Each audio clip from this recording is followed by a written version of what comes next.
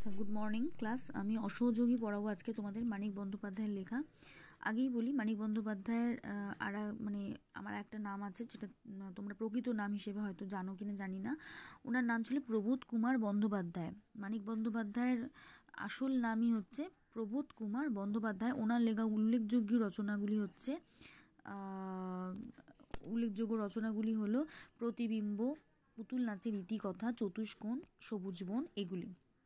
এই অসহযোগী গল্পের নাম অসহযোগী কেন? রমেন একটি ছেলে যার পিতাই অসহযোগী তার সন্তানকে নিয়ে। তার সন্তান এত অতিরিক্ত দুষ্টু এবং সে সর্বদা বাবার অপোজিট কাজই সে করতে থাকে, প্রচণ্ড ডানপিটে, বাবা মা কারোর কথায় সে শোনে না। রমেনের বাবা হর্ষনাথ ধনেশগঞ্জের মস্ত বড় আড়তদার ছিলেন। বছরখানেক আগে রমেনকে সে তার পিস্তত ভগ্নিপতি সূর্যপদর কাছে পাঠিয়েছিল, ছেলেটাকে একটু শান্তশিষ্ট বানানোর জন্য। রমেন মারাত্মক দুরন্ত ছিল, কিন্তু সে তার সঙ্গে কেউ বদমাইশিতে আটতে পারতো না। 2-3 বার তাকে তার বাবাকে কোর্টেও যেতে হয়েছিল এই ছেলের জন্য। শেষে রমেন যখন একদিন ম্যাজিস্ট্রেট মিস্টার বসুর ছেলেকে মেরে রক্ত বার করে দিলেন, সেদিনকে তারা বুঝতে পেরে গেছিল যে এই ছেলেকে সামলে চলা তাদের কাজ নয়। এই ছেলে তাদের একটা মহান সর্বনাশ করেই ছাড়বে। যুদ্ধের বাজারে তিনি যত টাকাই কামাচ্ছেন সমস্ত ম্যাজিস্ট্রেট সাহেবকেই তাকে দিয়ে দিতে হচ্ছে। আর ম্যাজিস্ট্রেট সাহেব যদি চটে যায় তাহলে তার রক্ষা নেই। দামি দামি ভেট নিয়ে তারা স্টান গিয়ে হাজির হলো ম্যাজিস্ট্রেট সাহেবের বাড়িতে। ভেট কথার অর্থ হচ্ছে উপহার। আচ্ছা, আবার বলি, তো এই সাহেবের বাড়িতে মার খাওয়া ছেলেটির জন্য উপহার নিয়ে 200 টাকা নিয়ে তারা গেল। মিসেস বসুর পায়ে লুটিয়ে পড়লেন, প্রার্থনা করলেন রমেনের নিস্তার, যাতে রমেনকে ফিরিয়ে দেওয়া যায়। ছেলের সম্বন্ধে কী ব্যবস্থা করবে সেটা সে আগে থেকেই ভেবে ফেলেছিল। তাই বিনা দ্বিধায় তারা জানিয়ে দিল যে ভয় পেয়ে রমেন কোথায় পালিয়ে গেছে, ফিরে এলো আবার তাকে চাপকে লাল করে দেওয়া হবে। সেদিন রমেনকে নিয়ে কলকাতায় রওনা দিল তার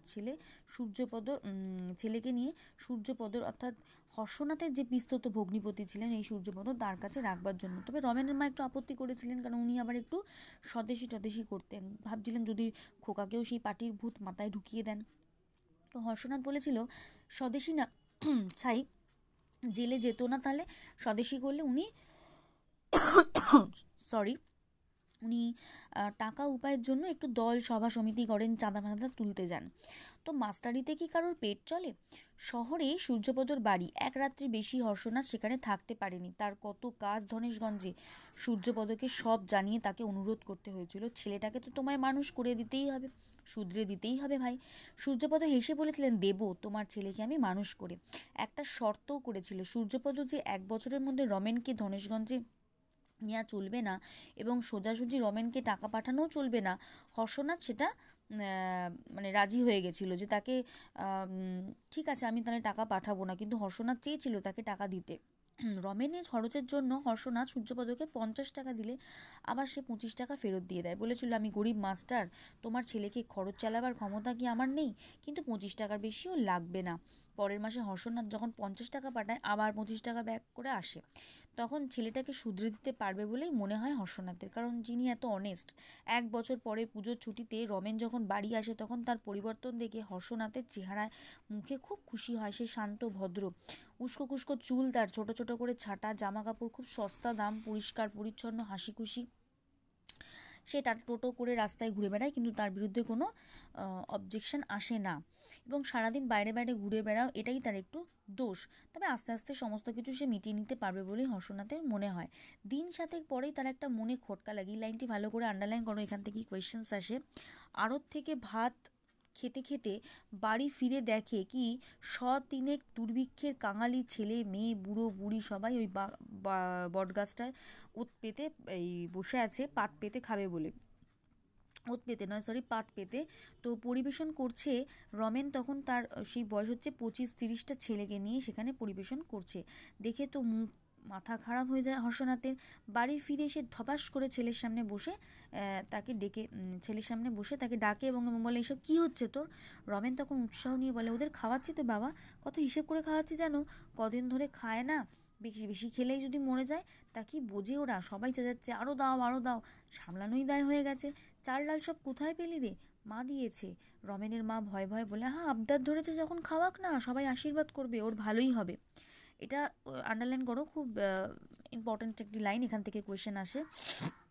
ভালো হয়েছে, বাড়ির ভাড়াটাই প্রায় ছোটোখাটো একটা গুদাম ঘর। আগে হর্ষনাথ রমেনের মায়ের কাছ থেকে ভাড়ার চাবি সংগ্রহ করলো এবং তারপর বটতলায় খাওয়া শেষ হলে সবাইকে ডেকে পাঠালো। আধার নেমে এলো রমেনের মুখে। সে বললো, আমি ওদের 7 দিন রোজ খাওয়াবো বলেছি বাবা, তারপরেই ওরা গায়ে ফিরে যাবে। এই লাইনটিও আন্ডারলাইন করো।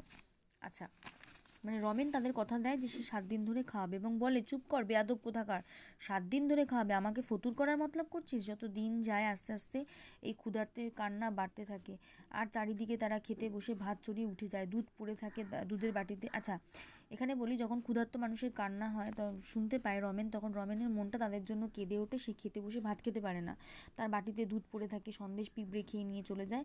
হর্ষনাথ রাগ করে বললেন, কি জ্বালায় পড়লাম, কি হয়েছেটা কি, সবাই না খেয়ে মরে যাবে, তুমি কিছু করবে না বাবা? দিলাম তো 20 মণ চাল রিলিফে। 20 মণ? তোমার আড়তে তো হাজার হাজার মণ চাল রয়েছে বাবা। সবাই ছিছি করছে, সবাই আমায় ঘেন্না করছে তোমার ছেলে বলে। চুপ কর বেয়াদব কোথাকার। এখানে বেয়াদব শব্দের অর্থ হচ্ছে তার মানে যে কথার অবাধ্য। দুদিন রমেনকে কেউ খুঁজে পায় না। রমেনের মা তো কেঁদে কেটে অস্থির। রমেন বাইরে, সবাই মনে মনে হর্ষনাথ বাইরে থেকে আশঙ্কা দেখালেও, গম্ভীরতা দেখালেও মনে সে খুব আশঙ্কিত। ছেলের মেজাজটা সবসময় এরকম থাকে এবং ছেলেকে নিয়ে খুব দুশ্চিন্তায় বিগড়ে যান হর্ষনাথ। রমেন ফিরলে তাকে মেরে সে আস্ত রাখবে না। দুদিন ধরে রমেন বাড়ি ফেরেনি, তাই তার বাবা মায়ের মাথা খারাপ তাকে নিয়ে, চিন্তায়। তারপরে যখন সে ফিরল তখন বললো, কোথায় গেছিলি? না বলে অনাথ বন্ধুর সঙ্গে সাতগাঁয়ে গেছিলাম। অনাথ বন্ধুর সঙ্গে? তার পরম বন্ধু হচ্ছে অনাথ বন্ধু, মানে হর্ষনাথের। সেই দিন সে হাজার হাজার মণ চাল গুদামে তোলার বাধার দামে বিক্রি করতে দিতে হয়েছে তাকে। রমেন আবেদন করলো যে, কি অবস্থা হয়েছে তুমি ভাবতে পারবে না বাবা, তুমি এই কাজ করতে করো, যে দামে কিনেছিলে 1 টাকা লাভ রেখে ওদের বেচে দাও, তোমার তো লোকসান হচ্ছে না। তবে তোমার এই চালটা পেলে তো হাজার হাজার লোক বেঁচে যাবে বাবা। লোকসান হবে না মানে 40 টাকার জায়গায় 14 টাকায় বেচতে হবে, এটা লোকসান হবে না? তুই কি হিসেব দেখাচ্ছিস? কথাটা হর্ষনাথ উড়িয়ে দেওয়ার চেষ্টা করে, কিন্তু রমেন বলে, তাহলে আমি তোমার সব চাল বিলিয়ে দেবো বাবা।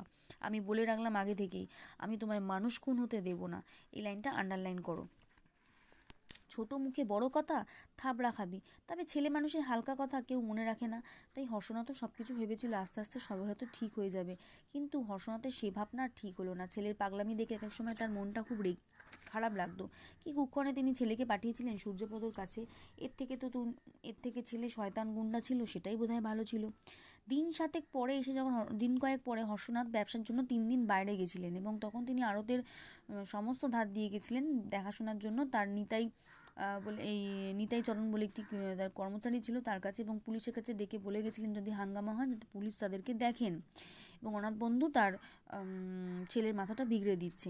পরের দিন সকালে আড়তের কাছে একটা হৈ হৈ কাণ্ড, এটাকেও আন্ডারলাইন করো, এটা থেকে কোয়েশ্চেন আসে। তখন নিতাই চরণের কাছ থেকে জোর করে এই রমেন সমস্ত চাবি টাবি নিয়ে জোর করে গুদাম ঘরে ঢুকে যায় এবং সেখানে হাজার হাজার তেল মাটিতে পড়ে যায়, সেখান থেকে চাল ডাল সমস্ত কিছু নিয়ে গরিব দুঃখী মানুষদের মধ্যে বিলিয়ে দেন। এবং নিতাই কাকা বাধা দিলে তাকে বলেন যে, আমাকে গুদামের চাবিটা দিন। চাবি কোথায়?